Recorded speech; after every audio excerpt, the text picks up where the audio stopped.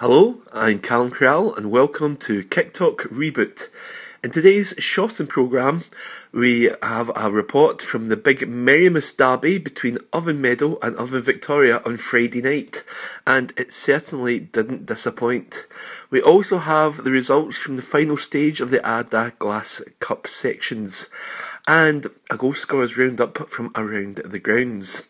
We also look forward to the Ardagh Cup quarter-finals, but first it's on to the classified results.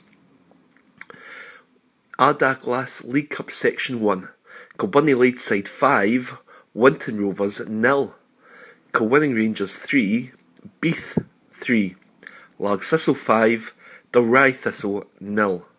Section 2, Davil 3, Saltcoats Vics 0.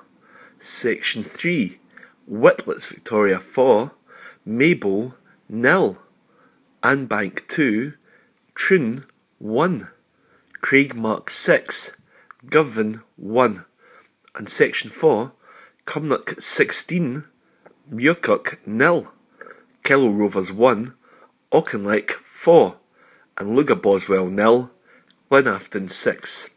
And now it's over to Stewart McConnell with his report from the Marymass derby.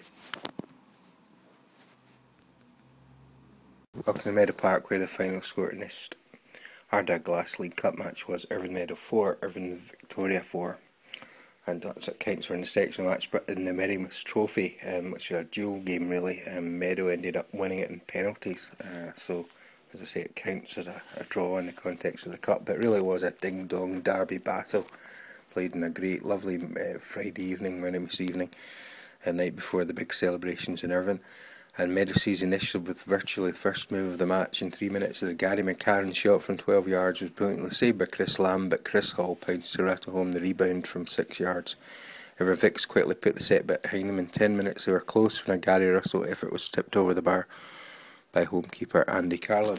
Action was flowing from end to end. In 16 minutes a Mark Thompson header from Robert Haddick, corner kick for Meadow glanced just over the bar. Then in 19 minutes the new home signing Willie Sawyer's shot from 10 yards was well saved by the Vicks goalie. Vicks came close in 24 minutes as a Gary Russell header and went over the bar from 6 yards. However, in the half hour we had the first moment of controversy when Vicks were awarded a penalty, as Carlin was adjudged to have brought down Eddie Ablour inside the box, and Kevin Adams stepped up to cool a dispatch a spot kick beyond the keeper and into the net. Then just before half-time, about a minute before half-time, the Vicks were in front, their noses in front, as Adam picked out a blower with a superb pass, and the former Bonnie's under-21 striker rounded the keeper and slipped the ball out of his reach and into the net. So it was a great way for the West Enders to go in at the break. Meadow were unlucky 5 minutes in when a Mark Twaddle shot crashed off the crossbar and rebounded to safety. There was more controversy, however, flaring in 62 minutes when Vic's player was adjudged to have handled a Gary McCann cross, although it didn't look deliberate, and Sawyers drilled the resultant spot kick under Lamb and into the net. In 73 minutes a Halliday corner kick was powerfully headed home from 6 yards by Thompson. And there was yet another twist in the tail of what was shaping up to be some match. It was all square again in 74 minutes when Thompson brought down Kieran McDermott inside the box, and again Adam made no mistake from the spot. 2 minutes later a Maxwell header from a Halliday corner was brilliantly punched over the bar by Lamb. 6 minutes from time really did look like game over as Adam sliced the home defence apart with a great pass to Blower, who again raced into round Carlin and slot the ball home. However, Meadow were made of sterner stuff, and 4 minutes later a great Halliday cross was powered home by Sawyers to level the match. So that was that in terms of the cup, but the League Cup outcome. But of course, as ever, we settle this Marymass Trophy in penalties, and it was Sawyers, fellow new signing Anthony McParland and Gary McCann who scored for Meadow, while Ablour had his final kick saved after Adam and Calum Davidson scored for Vicks. So, from Meadow Park, where the final score in this Ardagh Glass League Cup match was, Irvine Meadow 4, Irvine Vicks 4, and of course Marymass Trophy Meadow winning in penalties. This is Stewart McConnell for Kicktalk. And thanks to Stewart McConnell for his match report from Meadow Park. Now, on to the roundup of goal scorers from around the grounds. In Section 1, Ardagh Thistle ran out 5-0 winners over Dalry and gained second spot in the group. The goal scorers were Thompson, a Lindsay double, Marks and Struthers. Largs are due to play at Halford or Irvine Meadow away in the quarter-finals. And Kilbunny topped the group with a 5-0 win over Winton Rovers. Among the scorers were Dyack, Meakin, Boyd and Craig. And Kilbunny will host either Halford or Irvine Meadow.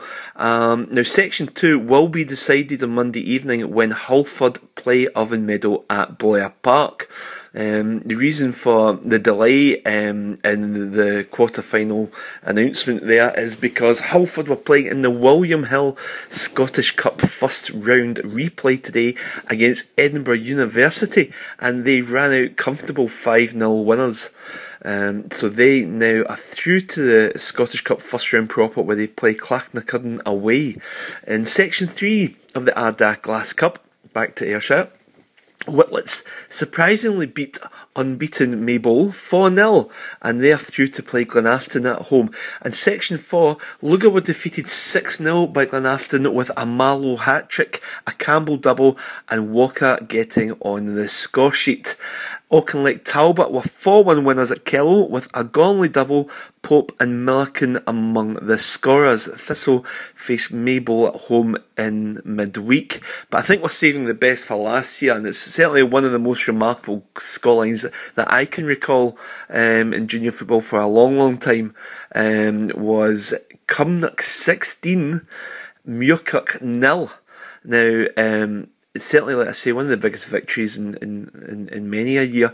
The goal scorers were Quinn with a fantastic 4, while Ronald and Nismet both got hat-tricks. McKnight double, O'Donnell, Canning and Love. Believe it or not, it was 9-0 at half-time. So there we have it. Thanks for joining us today for Kicktalk Reboot. Enjoy the quarter-finals on Wednesday night. I am Calum Corral.